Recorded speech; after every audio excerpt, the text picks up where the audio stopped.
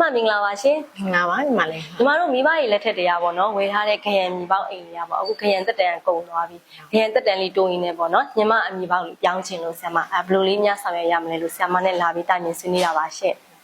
ကဲပါရှင်ညီမလေးတို့ဝယ်တော့ကလေဒီခရံအမြေပေါက်သူစီကနေတိုက်ရိုက်ဝယ်ထားလားညီမလေးဒါမှမဟုတ်လေကိုယ်စလဲလွဲစာရရလို့ပေါ့နော် SPGP သမားစီကဝယ်ထားလားညီမလေးဟုတ်တိုက်ရိုက်ဝယ်ထားတာပါရှင်။တိုက်ရိုက်ဝယ်ထားအဲ့ဆိုရှင်အမြေပေါက်ပိုင်ရှင်ကအခုတက်ရှိတင်စားစီသေးလားညီမလေးရှိပါတယ်ရှင်။ဟုတ်ကဲ့ဆက်သွယ်လို့လည်းရရနော်။ရပါတယ်ရှင်။ဟုတ်ရတယ်ဆိုလို့ရှိရင်ညီမလေးအနေနဲ့လေဒီမူလအမြေပေါက်ပိုင်ရှင်နဲ့ညီမလေးနဲ့ပေါ့နော်မှတ်ပုံနေစာချုပ်ရုံးမှာအရောင်းဝယ်မှတ်ပုံနေစာချုပ်ချုပ်ပြီးတော့ကြတော့တက်တန်းတို့အမြေပြောင်းဆောက်လို့ရပါတယ်ညီမလေး။ဟုတ်ကဲ့ပါရှင်အဲ့လိုတက်တန်တိုးတဲ့အချိန်မှာပေါ့နော်စာရဲနေရာကျတော့ဘာရီလိုရလဲရှင်ဆရာမ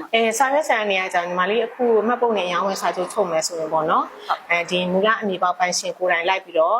စီပင်သားရေးကော်မတီဌာနမှာအယောင်းဝယ်မြေပုံတင်ရမယ်ညီမလေးအယောင်းဝယ်မြေပုံတင်ပြီးတော့အယောင်းဝယ်မြေပုံရတယ်ဆိုလို့ရှိရင်မမတို့ကအခွန်ရုံးမှာရာပြက်တင်မယ်ရာပြက်တင်ပြီးတော့အခွန်နေဆောင်မယ်ပေါ့နော်ကြားတဲ့အခွန်နေဆောင်မယ်ဆောင်ပြီးလို့ရှိရင်စာချုပ်စာတမ်းမှတ်ပုံတင်ရုံးမှာအယောင်းဝယ်မှတ်ပုံနေစာချုပ်ချုပ်မယ်ချုပ်ပြီးလို့အယောင်းဝယ်မှတ်ပုံနေစာချုပ်ထွက်လာပြီဆိုလို့ရှိရင်စီပင်သားရေးကော်မတီဌာနမှာညီမလေးအနေနဲ့ပေါ့နော်တက်တန်းလဲတိုးရင်ညီမလေးနာမည်ပြောင်းရင်တခါရဲလုပ်လို့ရပါပြီညီမလေးဟုတ်ကဲ့ပါရှင့်အဲ့ဆိုရင်ညီမအဲ့ပေါ့နော်ဒီတိုင်းလေးပဲဆရာမရှင်းပြတဲ့အတိုင်းလေးပဲညီမလုပ်လိုက်ပါမယ်ဟုတ်ကဲ့ပါရှင်နောက်လိုအပ်တာရှင်နဲ့လှမ်းပေးလိုက်နော်ဥပဒေနဲ့ပတ်သက်တဲ့အကြောင်းအရာလေးတွေကို